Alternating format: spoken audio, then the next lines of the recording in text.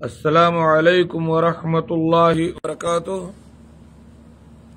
الحمد للہ رب العالمین والصلاة والسلام علی اشرف الانبیاء والمرسلین، اما بعد۔ آج کی یہ ہماری نشست اس لیے ہے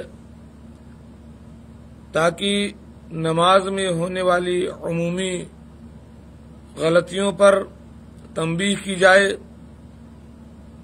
اور ان کی اصلاح کی جائے۔ مجھے امید ہے کہ ہمارے جو بھائی یہ پروگرام دیکھ رہے ہوں گے وہ ضرور دوسرے ساتھیوں تک اس کو شیئر کر دیں تاکہ نماز میں ہونے والی عمومی غلطیوں پر لوگ متنبہ ہو سکیں۔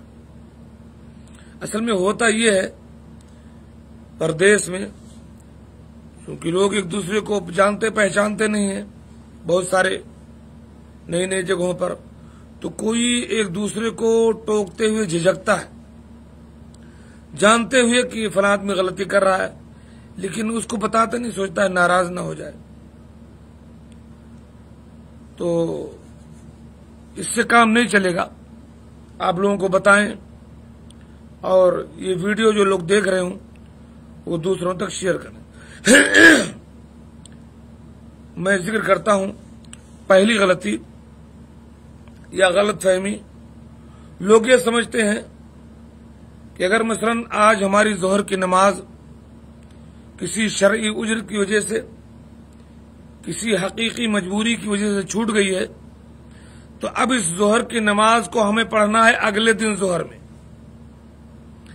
آج کی چھوٹی ہوئی ظہر کی نماز ہم سمجھتے ہیں کہ اگلے دن ظہر میں پڑھنا ہے، یا آج جو عصر کی نماز چھوٹی ہے اس کو اگلے عصر میں پڑھیں گے۔ یہ بھیانک غلطی ہے، بھیانک غلطی ہے۔ اگر اس سے پہلے آپ مر جائیں تو کیا ہوگا؟ آپ کو جس وقت پہلی فرصت ملے، پہلا موقع ملے، پہلے یاد آئے، پہلی نیند کھلے، آپ کو وہ چھوٹی ہوئی نماز پہلے پڑھنی ہے۔ آپ کی ظہر چھوٹی ہے، آپ عصر میں گئے، وقت ہے عصر سے پہلے پڑھ لیں، یا عصر کی جماعت کھڑی ہو گئی، بہتر یہ ہے کہ عصر ہی میں ظہر کی نیت سے پڑھ لیں، یا چلیں اگر آپ کو یہ بات نہیں سمجھ میں آتی ہے اور آپ نے عصر کو عصر کے ساتھ پڑھ لیا، اب بعد میں اٹھ کر کے عصر کی نماز کے بعد آپ ظہر پڑھ لیں۔ آپ کا یہ سمجھنا کہ جو نماز چھوٹی ہے اگلے دن اسی نماز میں پڑھیں گے، یہ بہت بڑی غلطی ہے۔ اس کی اصلاح کیجئے، دوسروں کو بتلائیے۔ اللہ کے نبی صلی اللہ علیہ وسلم نے فرمایا، من نام عن الصلاۃ فلیصلیھا اذا ذکرھا، جو آدمی کسی نماز سے سو جائے تو جب اسے یاد آئے، جب وہ اٹھے اس وقت نماز پڑھے۔ یہ نہیں کہا کہ اگلے دن اس میں پڑھے۔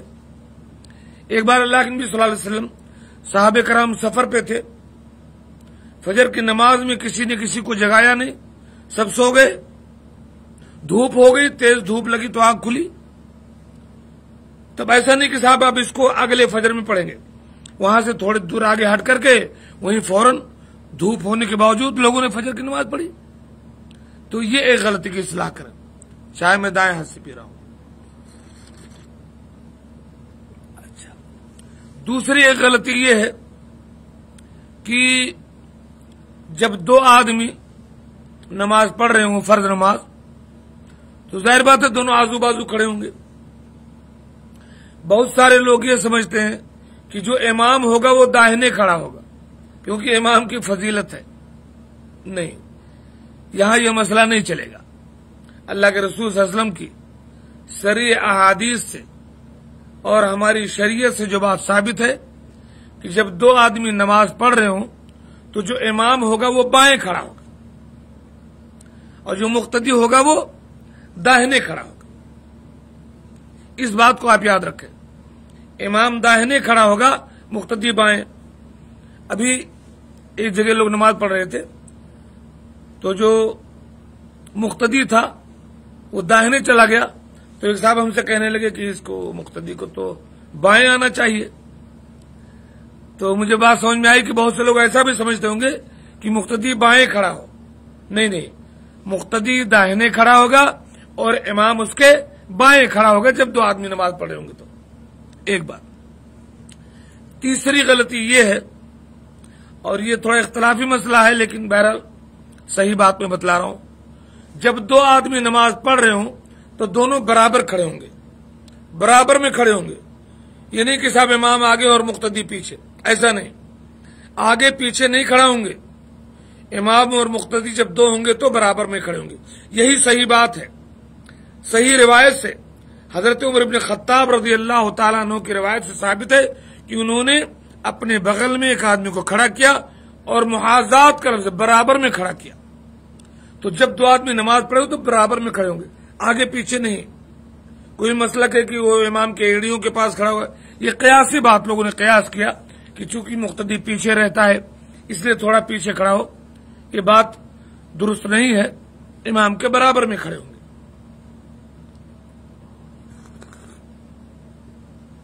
चौथी बात यह है कि जब आप मस्जिद में दाखिल हों और आपने इकामत कह करके अपनी नमाज शुरू कर दी और आप धीरे धीरे नमाज पढ़ रहे हैं, आहिस्ता आहिस्ता, जाहिर बात आहिस्ता भी पढ़ सकते हैं अकेले हैं तो, और कोई आकर के आपके साथ मिल गया, अब फिर भी आप आहिस्ता ही पढ़ेंगे तो सजदे से कब उठेगा, क्या करेगा? चलो रुकू वगैरह में तो दिखाई देता है, तो सजदे से कब उठेगा? तो आपको पहले भी जहर से पढ़ना चाहिए था, चूंकि आप फर्ज पढ़ रहे हैं। और अब आपकी जिम्मेदारी ज्यादा बन जाती है कि जब कोई आपके साथ आकर के मिल गया तो आप जरूर बजरूर जोर से नमाज पढ़ें, ताकि मुक्तदी को पता हो कि कब आप रुकू कर रहे हैं, कब सजदा कर रहे हैं, कब क्या कर रहे हैं। बीच में हमारे भाई अगर चाहें तो सवालात कर सकते हैं। अभी मैंने एक मस्जिद में देखा कि दो लोग आए और एक ने इकामत कही और दूसरा आदमी जाहिर बात है बाएं तरफ इमाम उसको बनाया। तो बाद में हमने देखा कि जो इमाम था वो जाकर के उसके बाएं खड़ा हो गया। पूछने पर यह पता चला कि मुक्तदी ने जो जिसने इकामत कही थी वो कह रहा इसने हमसे पहले नियत बांध लिया, तो हम समझे साहब इमामत यही करेगा, तो वो आकर के उसके बाएं खड़ा हो गया। अब जब आकर उसके बाएं खड़ा हो गया, अब ये जो पहले नियत बांध चुका था ये सब पूरा धीरे धीरे पढ़ रहा है। अब फिर वो डिस्टर्ब हुआ, अब उसने नमाज छोड़ करके वो दूर खड़ा है। हमने कहा जाओ उसके बगल में खड़े हो, कह रहा है वो धीरे कह रहा है कुछ समझ नहीं। फिर हमने उसको कहा भाई जोर से कहो इजहर बि सलातिक, तो फिर उसने जोर से कहना शुरू किया, फिर उसने नमाज पढ़ी। कहने का मकसद यह जब आप अकेले नमाज पढ़ रहे हो और कोई आपके साथ आकर के मिल जाए तब आप जोर से तकबीरात कहें। ऐसे ही कभी ऐसा होता है कि आप अपनी सुन्नतें पढ़ रहे होते और कोई मस्जिद में दाखिल हुआ, वो समझा कि ये फर्ज पढ़ रहा और आपके साथ शामिल हो गया। अब आप सोचें कि हमसे क्या मतलब, ये क्या कर रहा है, हम अपनी सुन्नत पढ़ेंगे। आप अपनी सुन्नतें पढ़िए लेकिन उसमें तकबीरात को जोर से कहिए, अल्लाहु अकबर, समी अल्लाहु लिमन हम्दा, अस्सलामु अलैकुम रहमतुल्लाह, ये तमाम चीजें जोर से पढ़िए, कोई हर्ज की बात नहीं। सुन्नत पढ़ने वाले के साथ फर्ज पढ़ने वाले की नमाज हो जाएगी, कोई हर्ज की बात नहीं। ऐसे ही कई बार ऐसा होता है कि आपकी रकात छूटी हुई है और मसलन 4 रकात वाली नमाज थी और आपकी 3 रकात छूट गई, एक ही रकात आपको मिली है। अब आप उठ करके अपनी रकात पूरी कर रहे हैं और तमाम लोग तकरीबन मस्जिद से निकल गए, 3 रकात तक तो टाइम लगेगा। अब एक आदमी मस्जिद में दाखिल हो जिसकी नमाज छूटी हुई है, वो आपके साथ शामिल हो गया। अब आप समझते हैं कि ये क्यों शामिल हुआ और आप धीरे धीरे अपनी रकात पूरी कर रहे हैं। नहीं, भले आप अपनी रकात पूरी कर रहे हैं लेकिन जब वो आपके साथ शामिल हो गया तब आप जो अभी मुनफरिद थे, पहले तो मुक्तदी थे, सलाम फेरने के बाद आप मुनफरिद हो गए और जब कोई आदमी आपके साथ शामिल हो गया तब आप इमाम बन गए। अब आप फिर जोर जोर से तकबीरात कहिए। ये बहुत बड़ी गलती है हमारे भाइयों के पास जो समझते नहीं है। ऐसे ही नमाज की हमारी गलतियों में से ایک غلطی یہ ہے کہ ہم مسجد میں بیٹھے رہتے ہیں، تین طرح کے لوگ، کچھ تو وہ ہیں جو سنتیں پڑھ رہے ہیں، چلیں ٹھیک ہے، کچھ وہ ہیں جو مسجد میں دور ادھر ادھر قرآن کی تلاوت کر رہے ہیں، ٹھیک ہے، کچھ لوگ ایسے ہیں جو ذکر و اذکار کر رہے ہوں گے، کچھ ایسے ہیں جو ادھر ادھر بیٹھ کر کے پانی پی رہے ہیں یا بات چیت کر رہے ہیں۔ یہ تمام کے تمام لوگوں میں سے ایک بڑی اکثریت کو ہم نے یہ دیکھا کہ جب اقامت ہوتی ہے تو آ کر کے فوراً صفحے درست کرنا چاہیے۔ اقامت کس لیے ہوتی ہے؟ اذان ہوتی ہے باہر کے لوگوں کو خبر دینے کے لیے، اور اقامت ہوتی ہے مسجد میں بیٹھے ہوئے لوگوں کو کھڑا کرنے کے لیے۔ اقامت جب ہو رہی ہے، اب آپ کی ذمہ داری یہ ہے، نماز چھوڑیے، تلاوت چھوڑیے، بات چیت چھوڑیے، فوراً سب بندی کیجیے تاکہ نماز وقت پر شروع ہو سکے۔ آپ کیا کرتے ہیں؟ مؤذن اقامت کہہ دیتا ہے، دو چار لوگ کھڑے ہو جاتے ہیں اور باقی لوگ کوئی سنت پڑھ رہا ہے، کوئی قرآن پڑھ رہا ہے، اپنا آرام سے دھیرے دھیرے آتے ہیں۔ یہ طریقہ انتہائی غلط ہے۔ اللہ کے نبی صلی اللہ علیہ وسلم نے فرمایا، اذا اقیمت الصلاۃ فلا صلاۃ الا المکتوبہ، جب فرض نماز کے لیے اقامت کہہ دی جائے تو اب کوئی نماز نہیں ہے۔ جب فرض نماز کے علاوہ کوئی سنت نماز نہیں ہے، پھر تلاوت کہاں سے ہے، پھر ذکر کہاں سے ہے، پھر آپ کا گپ لڑانا کہاں سے ہے؟ آپ کو فوراً آ کر کے کھڑے ہونا چاہیے۔ اور یہ بھی جان لیجئے کہ آپ مسجد میں موجود ہوتے ہوئے امام کے ساتھ پہلی تکبیر چھوڑتے ہیں، سمجھتے ہیں کہ ہم جماعت میں شامل ہو گئے۔ ایک بہت بڑی فضیلت آپ سے چھوٹ جاتی ہے اگر آپ امام کے ساتھ فوراً شامل نہیں ہوتے۔ وہ فضیلت کیا ہے؟ ترمذی کی حدیث ہے، علامہ البانی نے اس کو حسن کہا۔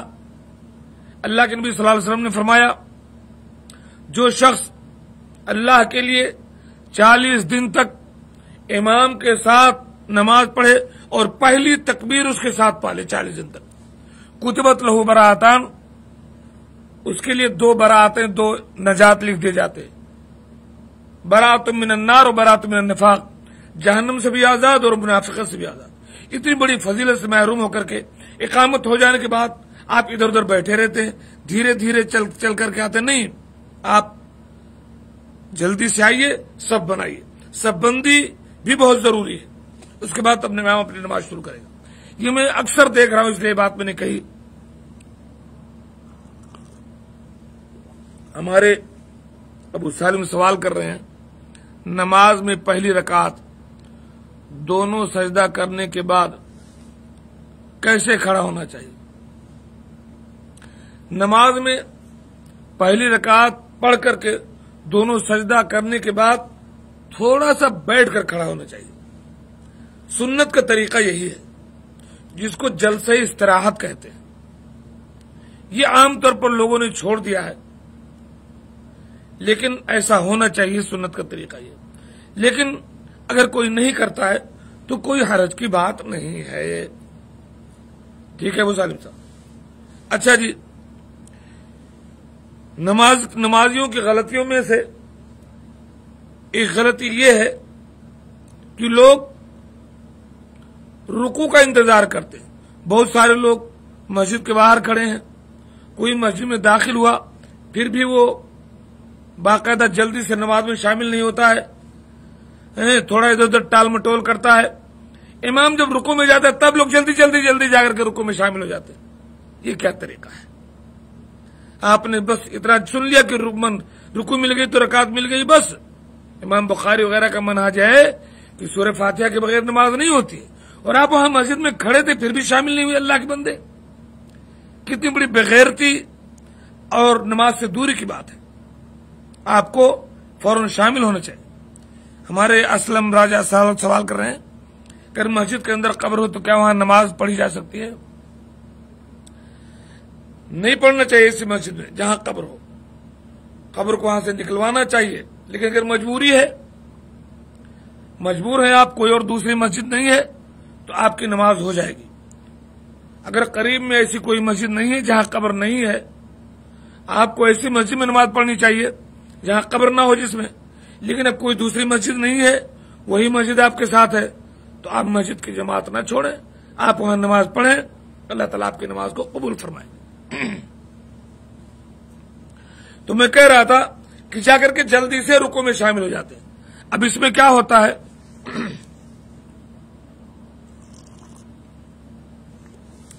تکبیر تحریمہ جو پہلی تکبیر ہے وہ نماز کا رکن ہے۔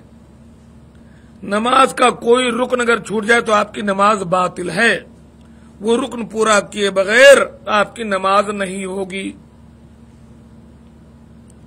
چاہے آپ نے جان بوجھ کر چھوڑا ہو یا بھول سے چھوڑا ہو، بعد میں یاد آئی ہو اور آپ نے نہ کیا ہو، کسی صورت میں آپ کی نماز نہیں ہوگی، آپ کو وہ رکن پورا کرنا پڑے گا۔ اب جو لوگ جلدی سے جا کر کے دھڑام سے رکوع میں چلے جاتے ہیں، یہ بتاؤ تکبیر تحریمہ کہتے ہیں یا رکوع کی تکبیر کہہ کر جاتے ہیں؟ یہ آپ سوچئے، ٹٹولیے اور یہاں اپنی اصلاح کیجیے۔ اگر کبھی ایسا موقع ملے کہ امام رکوع میں ہے اور فوراً آپ رکوع میں پہنچے تو آپ تکبیر تحریمہ کی نیت سے اللہ اکبر پہلے کہیں، اللہ اکبر، پھر رکوع میں جائیں، اور اگر اتنا موقع نہ ہو اللہ اکبر الگ سے کہنے کا تو رکوع میں اللہ اکبر کہہ کر کے جو اللہ اکبر کہتے ہیں اس میں تکبیر تحریمہ کی نیت کریں کہ یہ میرا تکبیر تحریمہ ہے۔ اگر آپ نے تکبیر تحریمہ کی نیت نہیں کی اور باقاعدہ رکوع میں چلے گئے رکعت تو آپ کی رکعت نہیں ہوئی، آپ کو اٹھ کر کے پھر سے رکعت دہرانی پڑے گی اور اٹھ کر کے اللہ اکبر کہنا پڑے گا تکبیر تحریمہ کی نیت سے۔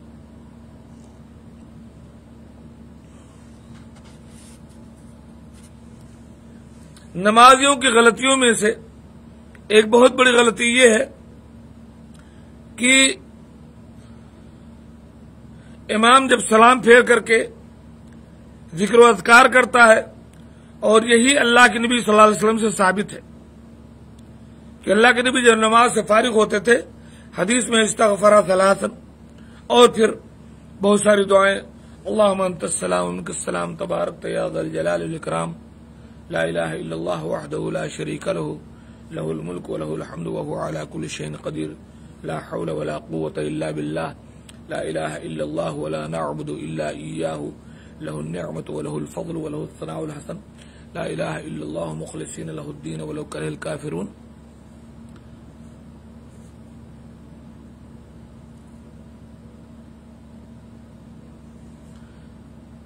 آیت الکرسی ہے، پھر صاحب آپ کی جو ہے 33 بار سبحان اللہ، اللہ اکبر، الحمدللہ ہے، قل هو اللہ احد ہے، قل رب الناس ہے، قل رب الفلق ہے، یہ تمام چیزیں پڑھی جاتی ہیں۔ یہ کچھ اذکار نہ کر کے بہت سارے ساتھی سلام پھیر کر کے چلو ضرورت ہے باہر تو نکل گئے، لیکن کچھ لوگ یہ تمام اذکار نہ کر کے اٹھ کر فوراً سنت پڑھنے لگتے ہیں۔ بھائی یہ بھی سنت ہے، یہ اذکار آپ مسلسل چھوڑ رہے ہیں اور اٹھ کر کے سنت موقع پڑھنے لگتے ہیں، غلط بات۔ کچھ لوگ کیا کرتے ہیں، سلام پھیرنے کے بعد فوراً ہاتھ اٹھا کر کے دعا کرنے لگتے ہیں۔ یہ کس نے بتایا آپ کو؟ اللہ کے نبی صلی اللہ علیہ وسلم کے طریقے پر نماز پڑھیے، اللہ کے نبی تمام اذکار کرتے تھے، وہ اذکار کیجئے بھائی، اس کے بعد کوئی بھی دعا کیجئے۔ کئی لوگ صاحب سلام پھیرنے کے بعد ایسے ہاتھ رکھتے ہیں سر پر، پتہ نہیں کیا دعا پڑھتے ہیں، کس نے بتایا آپ کو؟ ہم جس نبی کے امتی ہیں اس نے تو سلام پھیرنے کے بعد یہ تمام طریقے نہیں بتلائے ہیں۔ وہ تو کہتا ہے صلو کما رأیتمونی اصلی، جیسے میں نماز پڑھتا ہوں ایسے نماز پڑھو۔ تو آپ یہ کہاں سے سب چیزیں لے آئے؟ ان چیزوں سے پرہیز کیجیے اور اپنی نماز میں ہونے والی ان غلطیوں کی اصلاح کیجیے۔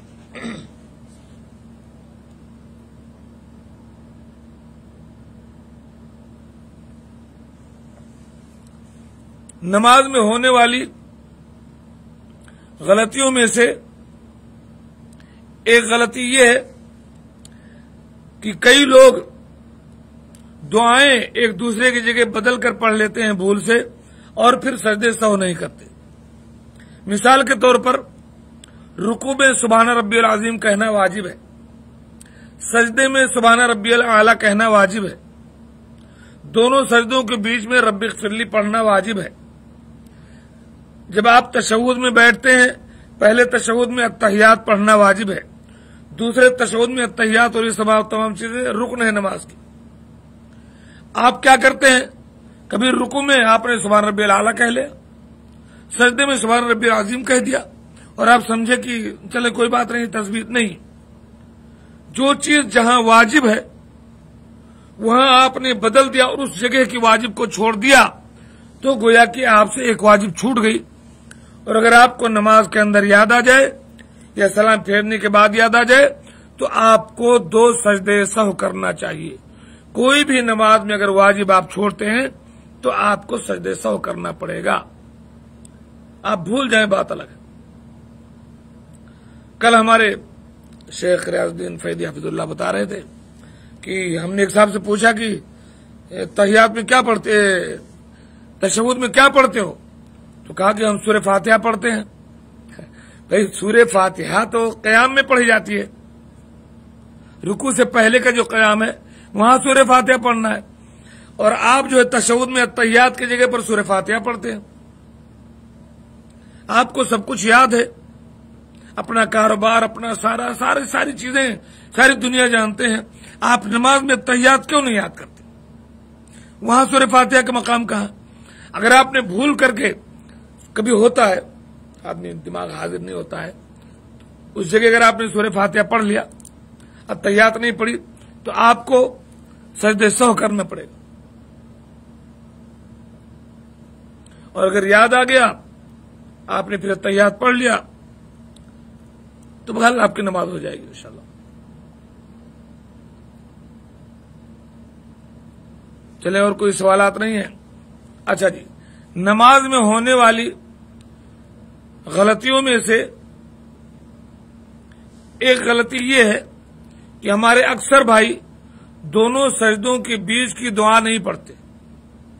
دونوں سجدوں کے بیچ کی دعا انہیں یاد نہیں ہے.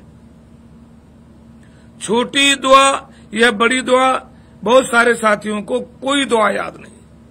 بڑے افسوس کی بات ہے. اور بلکہ دونوں سجدوں کے بیچ میں، ایک دن میں ایک مسجد میں گیا، ہم نے پوچھا کہ 2 سجدوں کے بیچ میں کیا پڑھتے ہو؟ بھئی نماز میں کوئی ایسی جگہ نہیں ہے جہاں کوئی دعا نہ ہو. بس ایسے کھڑے رہنا ہے، ایسے بیٹھے رہنا، ایسی کوئی جگہ نہیں. ہر جگہ کوئی نہ کوئی دعا، کوئی نہ کوئی ذکر ہے. تو 2 سجدوں کے بیچ میں جب آدمی بیٹھا تو وہاں کیوں ذکر کیوں نہیں ہے؟